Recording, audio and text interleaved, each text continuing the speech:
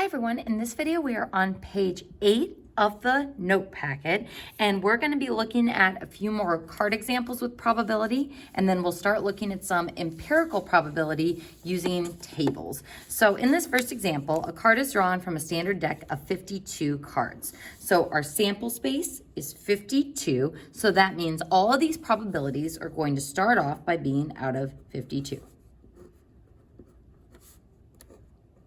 So the size of the sample space gives you your denominator of the probability. So the probability that we draw an ace, how many aces do we have out of those 52 cards? We have 4. Can we simplify that? Hopefully from that extra note packet thing that we did, you're starting to catch on that you can always divide 52 by the 4 suits, and 52 divided by 4 gives me 13.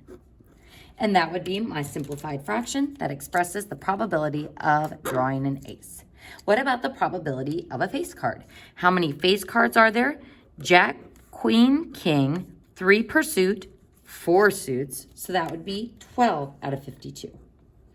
Dividing both the top and the bottom by 4, we would get 3 out of 13, which I cannot reduce further. So that would be my final answer. Now our next probability says a spade, oh shoot, I forgot there was a typo here. That should say a spade or a heart, not of a heart, and that's why I was so confused. A spade or a heart, and you can cross off that, or a 3-part. So what's our probability of getting a spade or a heart? The probability of getting a spade would be 13 out of 52. The probability of getting a heart would be 13 out of 52.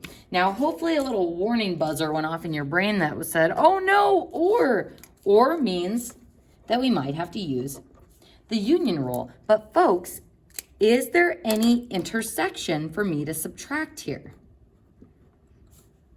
Intersection. Is there an intersection or a card that is both a spade and a heart? No. So there is no card that is both suits.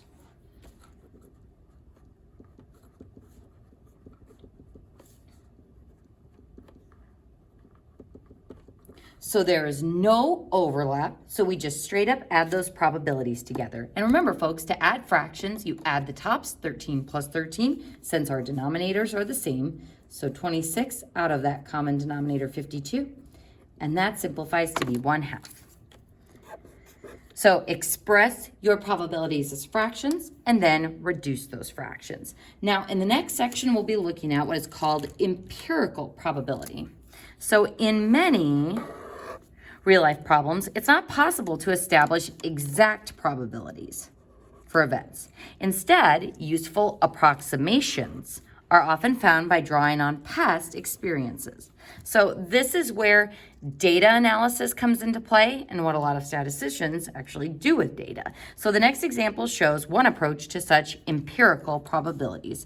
So we are given a table of information, recreation equipment injuries. Here are the types of equipment, and here are the number of injuries. So in this example, we want to find the probability, finding P, that a randomly selected person whose injury is associated with recreational equipment was hurt on a trampoline.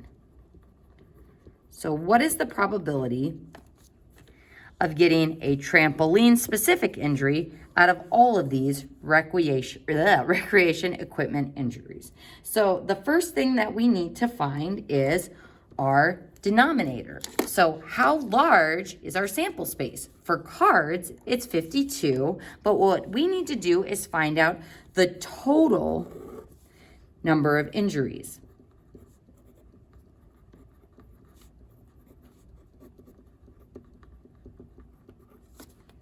So if I add all these up, and I'm going to save us some time here and tell you that that is 903,887. That is our total, so that's going to be the horrible denominator of this probability. So that's how many total recreational accidents there were, recreational injuries. So we want to find the probability of getting a trampoline injury. So we are going to take how many trampoline injuries there were from the set of data. So 107, 345 just from trampoline.